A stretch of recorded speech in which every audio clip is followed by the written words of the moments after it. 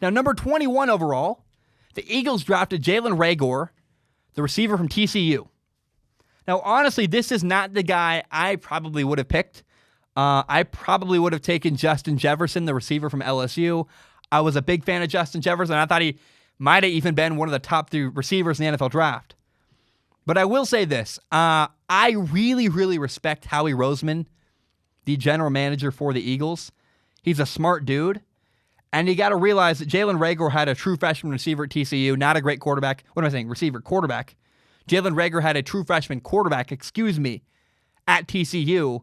And so he had limited opportunity, so he really didn't have his best year because the guy throwing to him wasn't probably the best possible option he could have had in college football last year.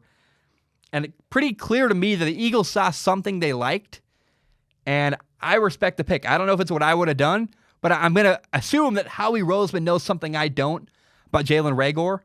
And here's another interesting tidbit about this is that Jalen Raegor played more outside receiver, and Justin Jefferson is more of a slot receiver who plays inside. And it's very possible the Eagles said, we want a guy who plays outside, not a guy like Justin Jefferson who plays inside. So I don't know. I think the Eagles wanted the guy who could win outside. I think that they picked a guy who maybe was less known, maybe more of an unknown. But it's very possible that Jalen Raegor works out. And the reason why people weren't as high on him was simply because he had a quarterback throwing to him who couldn't get on the ball, wasn't doing as well. And you remember, receivers are limited by their quarterbacks. If your quarterback isn't great, it's hard to do well. And Justin Jefferson had the best quarterback in college football last year. So to compare Justin Jefferson to Jalen Raegor, one was limited by a quarterback, one had the best quarterback in college football. So I don't know if it's fair. I'm going to trust here that Howie Roseman knows something I don't. In case you don't know, Strong Opinion Sports is not just a YouTube channel.